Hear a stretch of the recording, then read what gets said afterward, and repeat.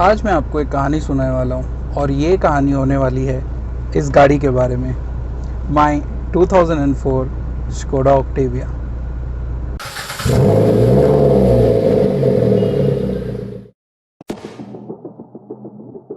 I don't wanna see you, but you fall apart.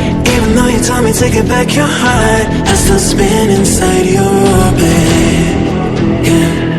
You say that I should probably start to walk away. I'm hoping that you stop and make me have to stay, 'cause I'm floating in your orbit. Yeah, I'm stuck in your space. Just my luck, push me away. You understand? There's nothing left to say. Pull me back, take my hand, call my name. You understand? I wanna stay, 'cause I don't wanna walk away. 'Cause I don't wanna walk away.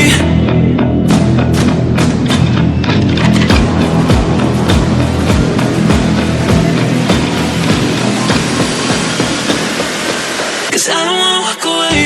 Yeah, I'm stuck in your space. It's not luck, push me away. You understand? There's nothing left to say. Pull me back, take my hand, I wanna leave. You understand? I wanna stay. 'Cause I don't wanna walk away. I wanna see you, but you fall apart. Even though you told me to get back your heart, still spinning inside your orbit. I should probably start to walk away. I'm hoping that you stop and make me have to stay, 'cause I'm floating in your orbit.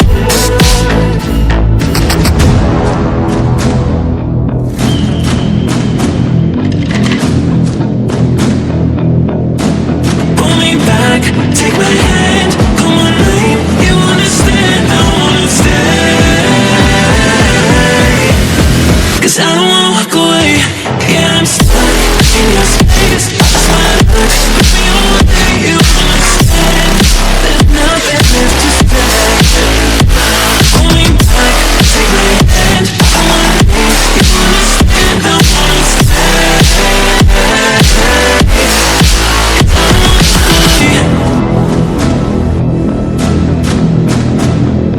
'cause I don't wanna walk away. Pull me back, take my hand, call my name. You understand? I wanna stay, 'cause I don't wanna walk away.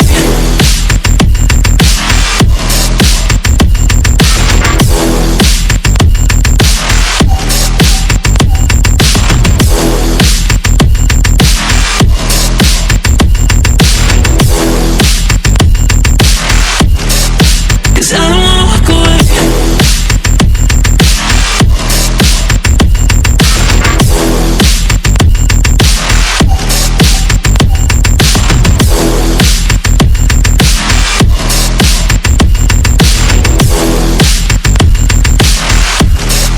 Cause I don't wanna walk away.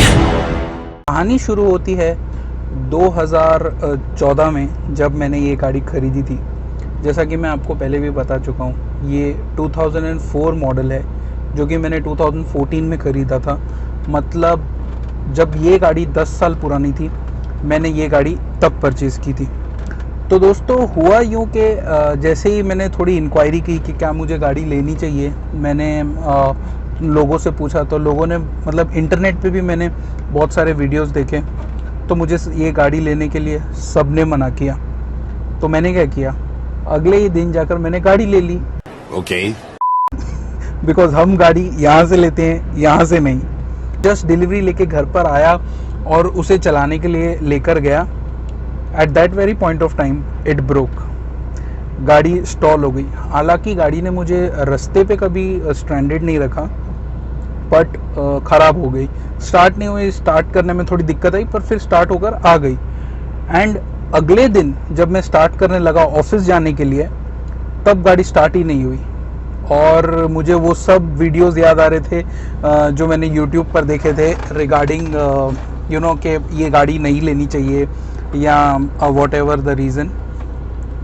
तो उस time पर मेरे एक बहुत अच्छे friend हैं जिनको मैं कार्स के थ्रू ही मिला और जिनके पास एक 2003 स्कोडा ऑक्टेविया है फरजान भाई, और उन्होंने मुझे इमरान भाई का नंबर दिया।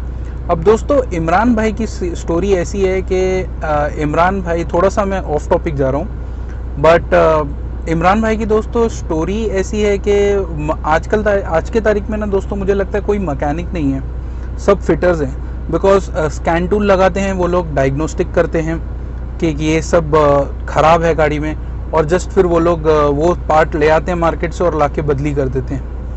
ऑफ कोर्स वो करने के लिए भी you need to be technically inclined and technically sound, तो वो भी एक बहुत बड़ी डील है, बट आजकल सब वैसा करते हैं। पर इमरान भाई का दोस्तों ऐसा नहीं है। इमरान भाई रिपेयर में ज़्यादा देखते हैं, और मुझे वही बात उनकी बहुत अच्छी लगती है कि वो रिपेयर करते हैं रादर देन रिप्लेसमेंट। और रिपेयर से ही मेरे को लगता है कि एक मतलब मैकेनिक का ट्रू टेस्ट होता है रिपेयरिंग द पार्ट, ना कि रिप्लेसिंग द पार्ट। तो फिर मैंने इमरान भाई को कांटेक्ट किया, इमरान भाई आए, उन्होंने गाड़ी देखी, और ये इमरान भाई का रेफरेंस मुझे फरजान भाई ने ही दिया था। तो इमरान भाई आए, उन्होंने गाड़ी देखी और उन्होंने गाड़ी फिक्स कर दी, और गाड़ी फिर लगभग 3-4 दिन बराबर चली। Then the very third day the car broke down again, और इस बार क्या हुआ, बीच रास्ते पे वेस्टर्न एक्सप्रेस हाईवे पे इट ब्रोक डाउन। और फिर मैंने फिर से इमरान भाई को फ़ोन किया कि इमरान भाई ऐसा ऐसा मैं यहाँ पर फंस गया हूँ और अटक गया हूँ। तो इमरान भाई आए, और दोस्तों ये तब की बात है जब मुझे ऑटोमोबाइल इंडस्ट्री में सिर्फ 2 ही साल हुए थे। मतलब मैंने करियर चालू किया 2012 में, और 2014 में कुछ मैंने ये गाड़ी परचेज़ करी थी, और उस टाइम पे मेरे को इतना ज़्यादा एक्सपीरियंस था नहीं। तो इमरान भाई आए, वो गाड़ी पिकअप करके लेकर गए, और मैं वापस घर गया, मतलब एंड देन उन्होंने फिक्स करके दिया। दोस्तों जो बेसिकली प्रॉब्लम आ रहा था वो था EGR वॉल्व का। EGR वॉल्व एक्टिवेट नहीं हो रहा था ऑन अ पर्टिकुलर RPM जब उसे एक्टिवेट होना चाहिए था। उसकी वजह से वो एक बहुत बड़ा मेजर प्रॉब्लम था गाड़ी का जो आ रहा था। उन्होंने फिर वो EGR वॉल्व फाइनली रिप्लेस कर दिया, और फिर से गाड़ी एकदम दुरुस्त हो गई। फास्ट फॉरवर्ड 6 मंथ्स के बाद क्या हुआ, मैं कुछ काम से निकला था हाईवे पर, और यू टर्न मुझे मारना पड़ा।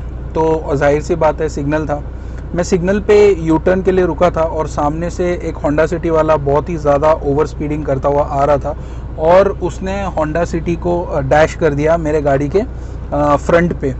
उससे क्या हुआ दोस्तों, मतलब मेरी गाड़ी को तो ज़्यादा नुकसान नहीं हुआ, पर मेरी जो फ्रंट लेफ़्ट का फेंडर है वो अंदर दब गया, और हेडलाइट टूट गई, और होंडा सिटी की तो हालत ही ख़राब हो गई। बिकॉज आप में से जिनको पता नहीं होगा उनको मैं बता दूँ that this car is like built like a tank. I mean इसका वज़न और मुझे लगता है XUV 500 के वज़न में सिर्फ 100-150 किलो का फ़र्क होगा, पर ये जो गाड़ी का वज़न है और जो इन्होंने मतलब इसके अंदर आयरन वगैरह यूज़ किया है, that is on another level itself. तो वो दिक्कत हो गई, वो गाड़ी थोड़ी सी वहाँ पे मेरी ठुक गई, तो मैंने वो फिर रिपेयर कराया। देन उसके बाद दोस्तों इस गाड़ी का जो सबसे बड़ी फॉल्ट मुझे लगता है, एक तो it is related to the EGR and turbo. एक वो थोड़ा सा फॉल्ट है गाड़ी में, मतलब बीमारी आती है। मुझे पेट्रोल गाड़ी का तो पता नहीं, पर डीजल गाड़ी में आती है। और ये गाड़ी के जो दोस्तों विंडो वाइंडर्स हैं, मतलब हर एक विंडो वाइंडर मैंने मिनिमम टू मिनिमम, मतलब ये बीमारी है ही इस गाड़ी में। विंडो वाइंडर्स की आपको बीमारी अब मिलेगी ही मिलेगी इस गाड़ी के अंदर। मतलब हर एक विंडो वाइंडर एक साइड का मैंने नई बोल के भी 2 से 3 बार रिप्लेस किया है। मैंने इसके अंदर नए जेन्युइन पार्ट विंडो वाइंडर्स भी डाल के देखे हैं, और इसके अंदर मैंने सेकेंड हैंड पार्ट्स भी डाल के देखे हैं विंडो वाइंडर्स के। Both same results. इसके विंडो वाइंडर्स मैक्सिमम एक आप पकड़ लीजिए 4 से 5 महीना एक विंडो वाइंडर चलेगा, आपने कभी भी डालो। मैटर ऑफ फैक्ट ये वाला जो डोर है, ये डोर अभी भी खुलता नहीं है, और इसका विंडो वाइंडर भी नहीं चल रहा है टिल डेट। उसके अलावा मुझे इस गाड़ी में कुछ नेगेटिव लगा नहीं। तो दोस्तों अभी जब सब नेगेटिव बात निकल चुकी है रास्ते से, अब बात करते हैं पॉजिटिव्स की, जो कि भर भर के मुझे इसके अंदर पॉजिटिव्स लगते हैं। तो पहली चीज़ जो मुझे इस गाड़ी में अच्छी लगती है, that is the share design of this car. अगर आप दोस्तों देखें तो इसकी लाइंस कितनी मतलब टाइमलेस ब्यूटी है दोस्तों ये। अगर इसकी लाइंस देखें तो आप एक तरीके की आपको इसमें लाइंस दिख जाएंगी और एकदम ही टाइमलेस लगती है ये गाड़ी देखने में। और एकदम मतलब अभी जैसे ये 16 साल पुरानी हो चुकी है ये गाड़ी, पर फिर भी कितनी फ्रेश ऑफ द बैट लगती है। और सेकंड चीज़ दोस्तों जो मुझे इसकी बहुत ही ज़्यादा पसंद आती है, that is the build quality. Just मतलब आप देखिए इसका पतरा, you will not listen to this sound anywhere else in this budget. दोस्तों ऐसे तो बहुत जैसा अगर आप बीमर्स वगैरह इससे कंपेयर करें तो आपको वो साउंड वहाँ पर भी सुनने मिल जाएगी, पर वो गाड़ियों का प्राइस और इस गाड़ियों के प्राइस में बहुत ही ज़्यादा अंतर है। आई मीन जस्ट जैसे अगर आप ये बम्पर का प्लास्टिक भी देखें तो कितना थिक है ये प्लास्टिक। हेडलाइट्स की क्वालिटी, इवन दो इतनी पुरानी हेडलाइट है ये, 100 बार टूट के मैंने इसे रिपेयर कर चुका हूँ, नहीं नॉट लिटरली 100 बार, काफ़ी बार टूटी भी है और मैंने रिपेयर भी कराई है, पर अभी भी ठीक ठाक है। थोड़ी पीली पड़ गई है पर ठीक ठाक है। जो हेडलाइट का एक्रेलिक वगैरह है वो भी काफ़ी बेहतर लगता है। और दोस्तों सेकंड थिंग जो अगर आप मुझे इंस्टाग्राम पे फॉलो करते होंगे तो एक बार ये गाड़ी दोस्तों गटर में गिर गई थी। मैंने देखा नहीं था, गटर का लिड ओपन था और मैंने गटर पे चला दिया था और वो फ़ोटो मैंने इंस्टाग्राम पे पोस्ट की थी। बहुत सारे लोगों ने देखा था। ये मारुति का व्हील कैप है स्कोडा पे। तो दोस्तों ये एक अर्टिगा का व्हील कैप है जो कि मैंने ऐसे डुअल टोन में पेंट करके रखा हुआ है। बहुत लोगों को लगता है अलॉय व्हील है अगर दूर से देखे तो, अगर आप यहाँ ये एंगल से देखेंगे तो आपको ये अलॉय व्हील ही दिखेगा, व्हील कैप वगैरह इसमें अंदर कुछ ऐसा दिखेगा नहीं।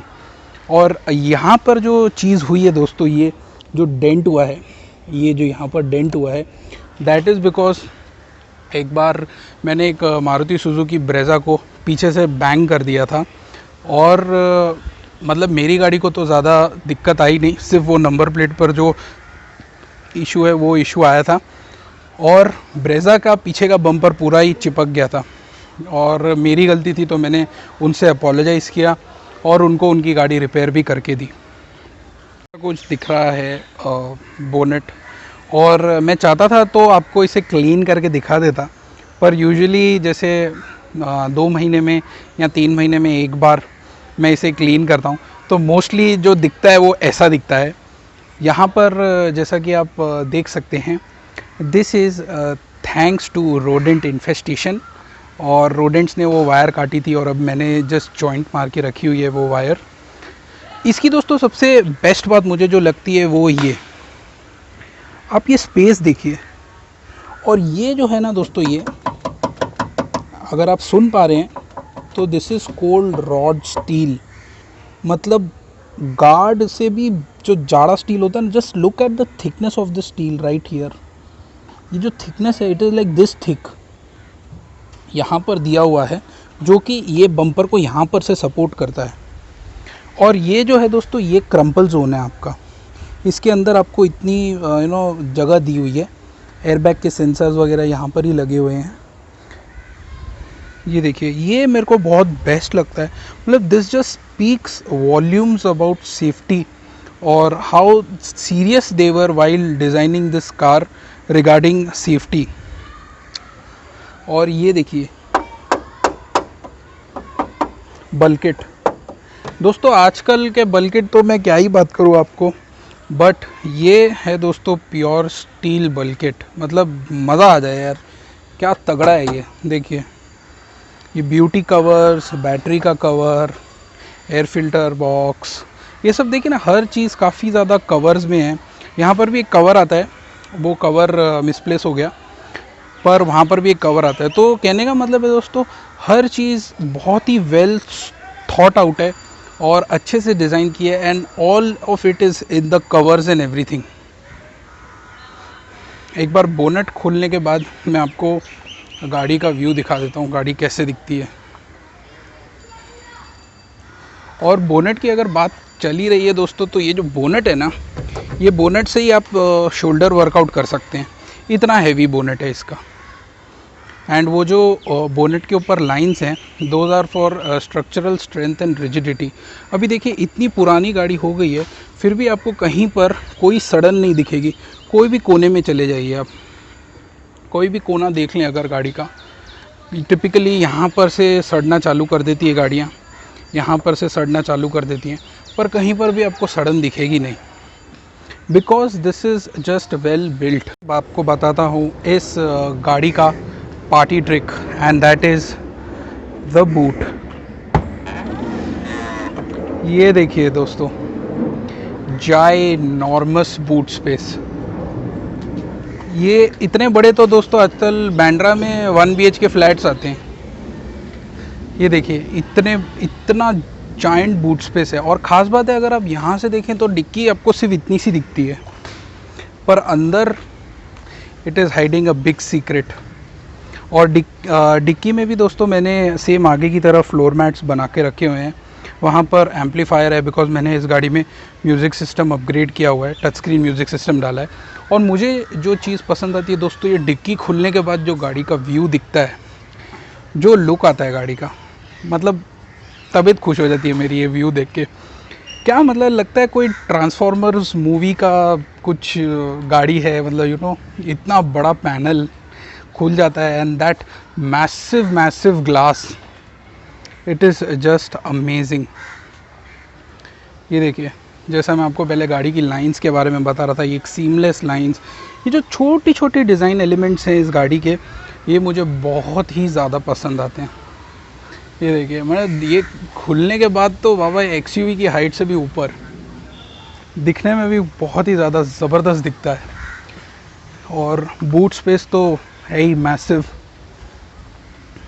ये देखिए यहाँ से एक बार, epic look, I just love it. This much amount of boot space you can get really very creative। ये मतलब मैंने लोगों को देखा है यहाँ पे म्यूज़िक सिस्टम एकदम फाइबर ग्लास वाला अच्छा म्यूज़िक सिस्टम इंस्टॉल करते हुए। और बहुत काफ़ी सालों पहले दोस्तों मैंने यहाँ पर एक फ्रिज इंस्टॉल किया था और एक म्यूज़िक सिस्टम इंस्टॉल किया था। अगर मुझे वो क्लिप मिली तो मैं वो डाल दूँगा। आज ये गाड़ी तकरीबन 16 साल पुरानी है। ढूंढने से भी आपको इसके अंदर रस्ट स्पॉट्स कहीं नहीं मिलेंगे। आप कहीं से आपको इसके अंदर कोई पतरा सड़ा हुआ कहीं पर, या कोई मेटल से रिलेटेड कुछ भी आपको कभी इस गाड़ी में कंप्लेन नहीं आएगी। सेफ्टी के मामले में दोस्तों ये गाड़ी अव्वल दर्जे की है। सेफ्टी इसके अंदर आपको this is the max priority. और इसके अंदर आप देखें, ये बेस मॉडल है, राइडर मॉडल जिसे हम कहते हैं, इसमें भी आपको डुअल एयरबैग्स दिए गए हैं बेस मॉडल में, बैक इन 2004। दोस्तों दूसरी चीज़ जो मुझे इस गाड़ी की बहुत ही ज़्यादा पसंद आती है, that is the shape of the car. अगर दोस्तों आप देखें तो ये गाड़ी ना टीयर ड्रॉप शेप में है। टीयर ड्रॉप मतलब दोस्तों आगे से ये चौड़ी है और पीछे आते आते ये टेपर हो जाती है या नैरो हो जाती है as compare to the front. And अगर आप देखें तो this is most aerodynamic shape. सुनने में मतलब आपको ज़रूर थोड़ा सा अजीब लग रहा होगा कि इतनी बॉक्सी गाड़ी है तो अब मैं इसे इतना एरोडायनेमिक क्यों बोल रहा हूँ। बिकॉज दोस्तों जैसे अगर आप एक पानी की बूंद देखें जब बारिशों के टाइम पे आसमान से गिरती है तो उसका जो शेप होता है दोस्तों, that is the tier drop shape. और ये गाड़ी का भी बिल्कुल वही शेप रेप्लिकेट करने की कोशिश की गई है। आगे से दोस्तों ये गाड़ी चौड़ी है, पीछे से पतली है, तो ये एक और एक रीज़न है जो मुझे ये गाड़ी पसंद है। जैसे अगर आप गाड़ी के नीचे जाकर देखें तो एक ऑयल सम्प होता है, वो ऑयल सम्प पे ना दोस्तों एक गार्ड लगता है। अभी दोस्तों बहुत सी कंपनियां जो बहुत ही फेमस हैं वो ऑयल सम्प गार्ड ही नहीं देती हैं। फिर क्या होता है, जब आप गाड़ी चलाते हैं कुछ पत्थर लग जाए या कभी आपका स्पीड ब्रेकर ज़ोर से ऑयल के चेम्बर पर लग जाए तो आपके चेम्बर से सारा ऑयल जो है वो ड्रेन हो जाता है। अब जब ऑयल ड्रेन हो जाता है दोस्तों, एक इंजन बिना ऑयल के रन करता है तो इंजन सीज हो जाता है, तो फिर उस वजह से आपकी गाड़ी का इंजन सीज हो जाता है। पर इसमें दोस्तों इतनी मोटी प्लेट दी हुई है ऑयल सम्प के नीचे, एक तो ऑयल सम्प इतना मोटा, ऊपर से ऑयल सम्प के नीचे इतनी मोटी प्लेट दी हुई है to take that extra precaution. अब आ जाते हैं दोस्तों मॉड्स के ऊपर, और इस गाड़ी में मैंने क्या क्या मॉड्स किए हैं। ये है इसका ओरिजिनल ECU जो गाड़ी के साथ आया हुआ है। अब मैंने इसके अंदर एक ECU ट्यून किया है, पर यूजुअली जब लोग ECU ट्यून करते हैं वो अपने एग्जिस्टिंग या स्टॉक ECU पे ट्यून कर देते हैं। पर मेरी एक एडवाइस आपसे ये रहेगी कि आप एक ऐसा कोई सेकेंड हैंड ECU परचेज़ कर लीजिए और वो उस ECU पे आप ट्यून कीजिए। उससे दोस्तों आपको क्या फ़ायदा होगा कि मान लीजिए कभी अगर आपको ट्यून में कुछ दिक्कत आ रही है या कोई आपको जस्ट प्रॉब्लम आ रही है रिलेटेड टू ECU, तो you can just swap out the ECU। और ECU स्वैप करना कोई बड़ी बात नहीं होती है। यहाँ पर कनेक्टर्स दिए हुए हैं, सेम मेल फीमेल कनेक्टर्स आपको गाड़ी की वायरिंग लूप में भी मिल जाते हैं। आपको जस्ट उसे स्वैप आउट करना है और आपका गाड़ी फिर से it is back on the road and it is back to stock. तो वो एक ट्यून रहेगा।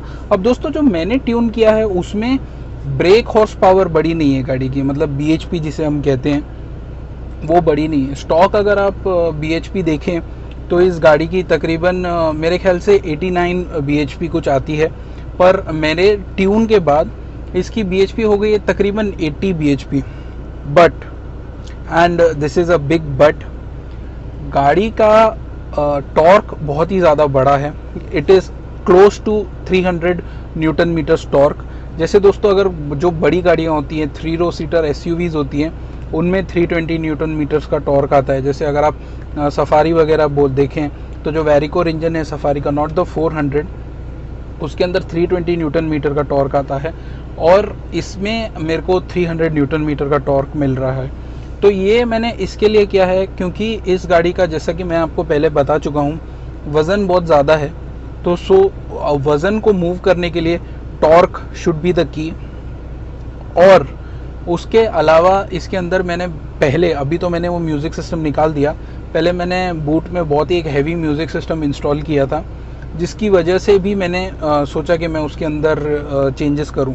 बट अभी तक तो मेरा ट्यून ठीक चल रहा है, मुझे वापस ये स्टॉक ECU यूज़ करने की ज़रूरत नहीं पड़ी। और एक जो दोस्तों नेगेटिव मुझे लगा इस गाड़ी का कि इन्होंने ECU की जो लोकेशन दी हुई है, that location is not at all apt. और लोकेशन जो दोस्तों उन्होंने दी हुई है that is below the wiper government, और बेसिकली जिसे हम लोग गटर लाइन बोलते हैं, गटर लाइन के नीचे दी हुई है। तो कभी भी आपका पानी वगैरह जो ड्रिप होता है वो डायरेक्टली ECU पे ड्रिप होता है और that is not at all advisable. Audi में भी दोस्तों यही सेम बीमारी है, वोक्सवैगन में भी, ये सब खैर एक ही थाली के चट्टे बट्टे हैं। इसके जैसे majority of the parts are shared with VWs and Audis, तो that is a plus point also and negative point also, depending how you look at it. But एक बात तो है दोस्तों, आप कोई भी मैकेनिक के पास अगर आप लेके जाएंगे तो वो आपको रेट ज़्यादा ही बोलने वाला है। आप ये गाड़ी लेके ये मत सोचिए कि आपको डिज़ायर वाला, स्विफ्ट डिज़ायर वाला कुछ मेंटेनेंस मिलेगा इसके अंदर। नहीं दोस्तों, आपको देना पड़ेगा ब्रांड का पैसा। चीज़ दोस्तों जो मैंने की हुई है दैट इज़ द इंटीरियर। जो ब्लैक एंड टैन इंटीरियर का ट्रेंड है वो यही गाड़ी से आया था, और ये गाड़ी बनाने के बाद दोस्तों मुझे इतने ऑर्डर्स मिले इंटीरियर ब्लैक एंड टैन कराने का। ये पहली गाड़ी है दोस्तों जो हमने नापा लेदर में इसका इंटीरियर ब्लैक एंड टैन किया था। और आप देख सकते हैं, मतलब 2014 से अब तक ना डोर ट्रिम में कुछ प्रॉब्लम आई है, ना सीट कवर में कुछ प्रॉब्लम आई है। और अभी आप इसकी फिटमेंट चेकआउट कर सकते हैं, एकदम बेहतरीन फिटमेंट। देखिए 2014 का सीट कवर है ये, 2014 का। इवन दो सीट कवर छोड़िए, मैंने फ्लोर मैट्स भी उसी के बनाए थे और अभी तक फ्लोर मैट्स भी काफ़ी बेहतरीन चल रहे हैं और बेहतरीन दिख रहे हैं।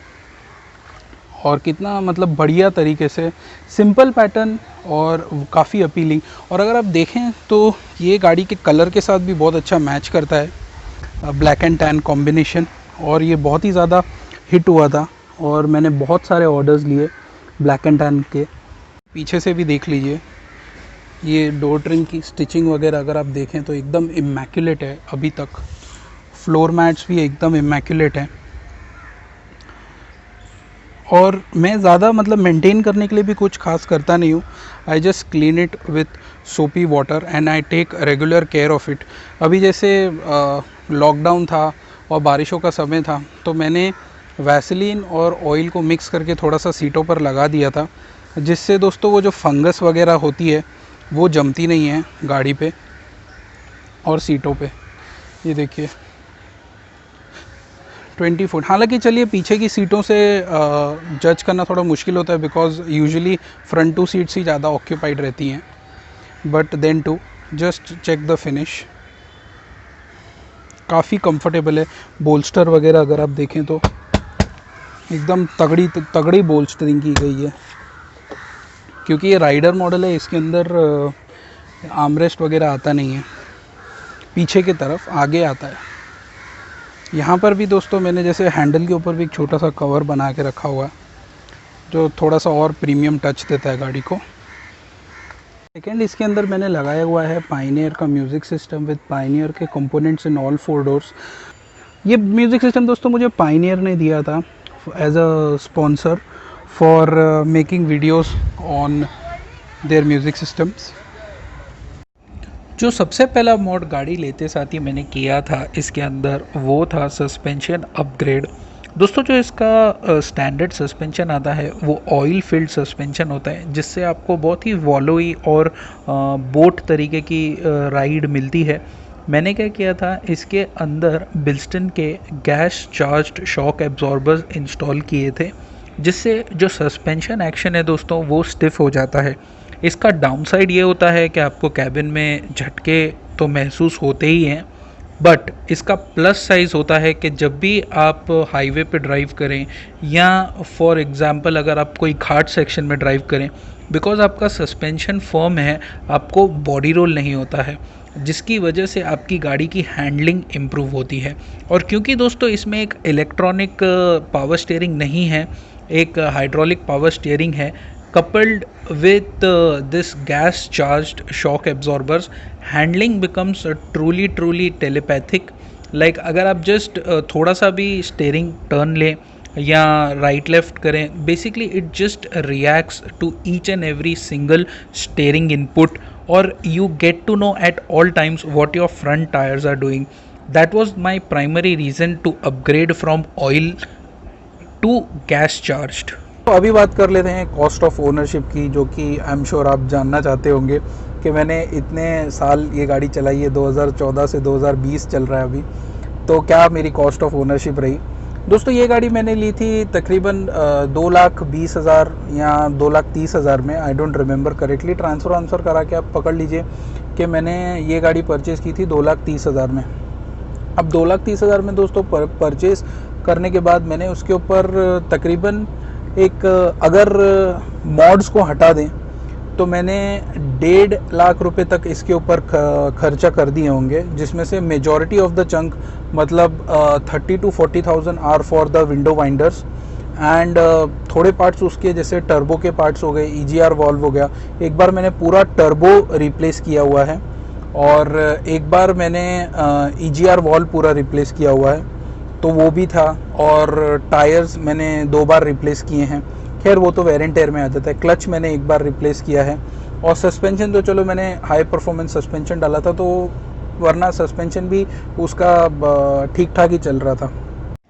गिव एंड टेक गाइस, इसका टोटल होता है तकरीबन 3,90,000 4 लाख राउंड फिगर अगर हम कंसिडर कर लें। पर एक मेजर चंक जो हम लोग कंसिडर नहीं करते हैं काफ़ी टाइम जब कॉस्ट ऑफ ओनरशिप देखते हैं, that is the cost of insurance. दोस्तों जब भी मैंने लिया था ये गाड़ी, उसके थोड़े दिनों बाद ही इसका इंश्योरेंस रिन्यूअल के लिए आ गया था, and I paid around 14,000 for मतलब इन द ईयर 2014, और उसके बाद हज़ार रुपए कम हुए हैं। पर अगर आप एक एवरेज निकाल लें तो एक average cost of insurance per year is around 10,000 rupees, तो 60,000 ऊपर का आप वो भी एक पकड़ लीजिए। तो लगभग दोस्तों ये गाड़ी मुझे पड़ गई 4,60,000 में with all insurance and everything except for the mods which is again optional. वो आपके ऊपर है, आप करना चाहें तो कर सकते हैं, नहीं करना चाहें तो नहीं कर सकते हैं। तो दोस्तों अगर 4,60,000 में पकड़ूं, 4,60,000 में मेरे पास मार्केट में क्या ऑप्शंस थे, ढंग की वैगनर LXi CNG भी नहीं आती है, और मतलब इतनी सेफ़ कार, इतनी वेल बिल्ट कार मुझे 4,60,000 में पड़ी फॉर 6 ईयर्स। तो I think so it is a worth buy. तो final verdict of this car, क्या आपको ये गाड़ी लेनी चाहिए? डिपेंड करता है दोस्तों, अगर आप गाड़ी दिल से खरीदते हैं और दिमाग से नहीं, तो डेफिनेटली आप ये गाड़ी ले सकते हैं। अगर आप ब्रांड देखना चाहते हैं तो आप ब्रांड एक्सपीरियंस के लिए भी ये गाड़ी ले सकते हैं। पर एक बात मन में याद रखिए, दिस इज़ नो मारुति। अब मतलब अगर आप कोई मैकेनिक के पास लेकर जाएंगे तो आपको ब्रांड के पैसे चुकाने पड़ेंगे। अगर आप कोई भी पार्ट हाँ, अगर पर आप टेक्निकली इंक्लाइन हैं और अगर आपको कोई बेवकूफ़ नहीं बना सकता है मैकेनिक, या अगर आपको गाड़ियों के बारे में नॉलेज है, तो आप बेफिक्र होकर गाड़ी ले सकते हैं। बिकॉज फिर आपको कोई पागल नहीं बना सकता और आपको पता चल जाएगा कि अगर कोई आपको पागल बना रहा है तो ये था मेरा पूरा एक्सपीरियंस इस गाड़ी से रिलेटेड। ये वीडियो आपको कैसा लगा कमेंट सेक्शन में कमेंट करके ज़रूर बताइए। With that said, it's time for me to sign out. This is Vinay signing off. Never stop dreaming. I'll see you in the next one.